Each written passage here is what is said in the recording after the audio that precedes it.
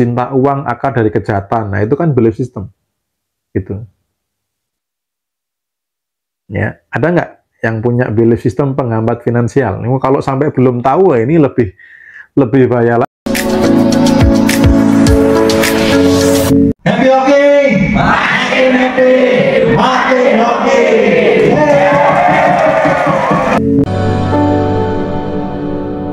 Apa namanya, teman-teman ada budget untuk ikut kelas, pilihlah kelas yang ada terapinya. Terapi bawah sadar itu bisa membantu Anda untuk membereskan luka batin di masa lalu. Sehingga dendam Anda, marah Anda itu tidak mancar gitu loh. Kalau belum mau maafin ya dimaafin, makanya datang hipnoterapis biar dibantu. Gitu. Ya, biar dibantu. Gitu. Nah, kemudian bisa juga dengan cara transcending level of consciousness atau TLOC. Artinya apa? Dinaikkan level kesadarannya. Gitu. Ini biasanya saya lakukan di konsultasi private itu, saya tidak selalu pakai hipnoterapi, karena hipnoterapi saya hanya lakukan pada saat di kelas, bersama-sama. Tapi kalau personal saya tidak terima hipnoterapi.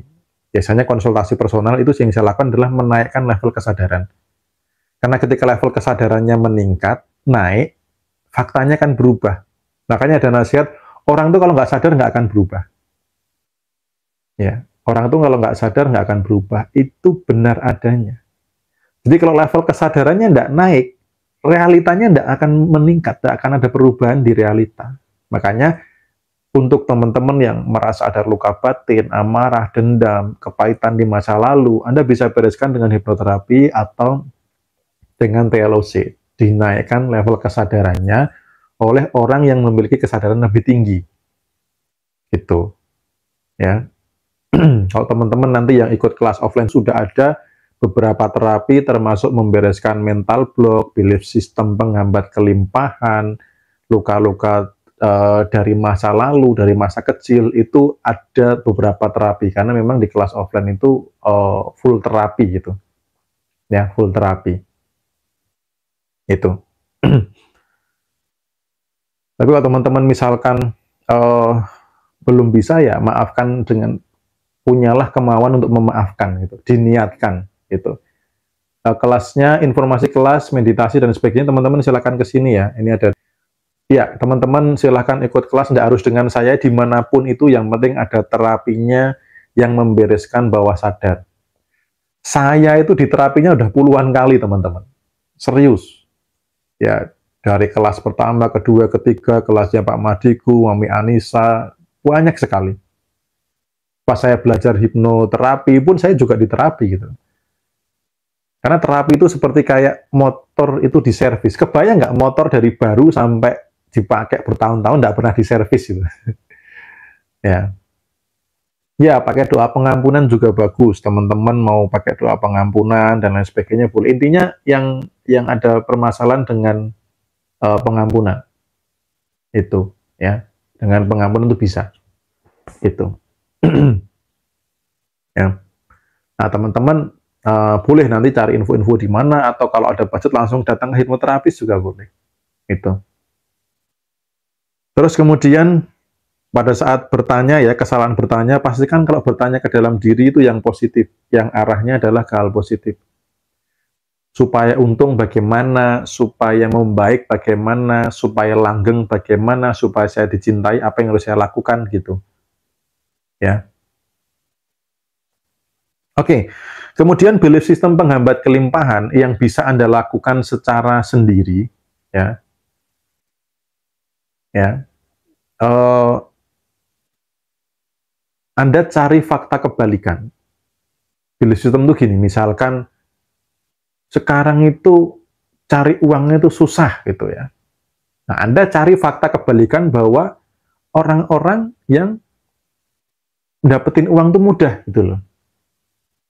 Seorang istri cuman di rumah itu nggak bakal bisa punya uang. Anda cari fakta-fakta ibu rumah tangga yang bisa dapetin rezeki dari rumah.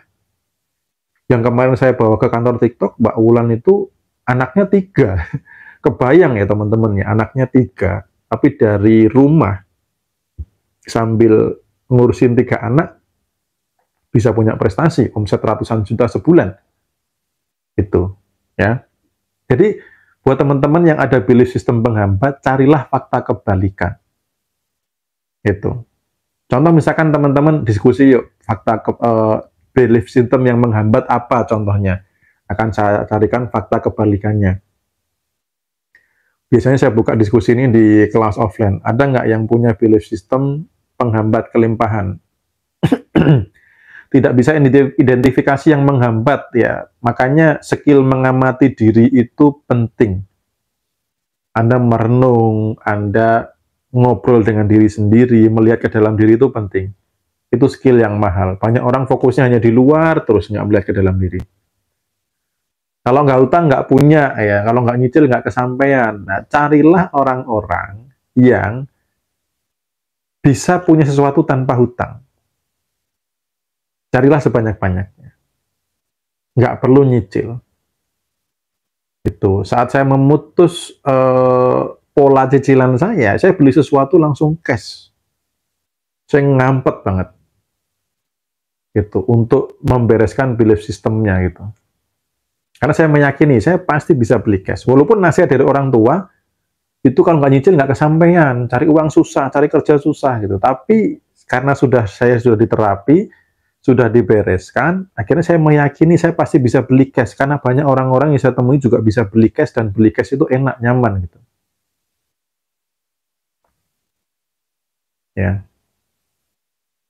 Belief system itu bukan peristiwa ya, bukan jualan sepi, bukan begitu. Tapi belief system itu program bawah sadar yang mengendap terkait dengan kekayaan, dengan uang. Apa yang Anda yakini tentang uang?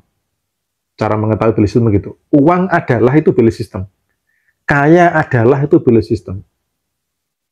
Gitu. Ya, sama-sama Kak Natasha. Sistem kepercayaan, nah ya. Apa coba? Ada nggak yang ini? Ya, pemerintah aja ngutang. Gitu, pemerintah aja ngutang gitu. Iya, makanya mau ikut-ikutan pemerintah, kok saya nggak mau.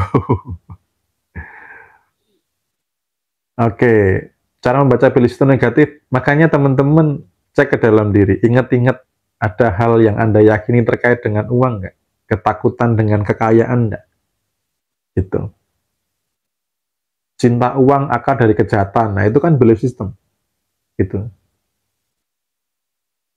Ya, ada nggak yang punya belief system penghambat finansial? Ini kalau sampai belum tahu, ini lebih bahaya lagi.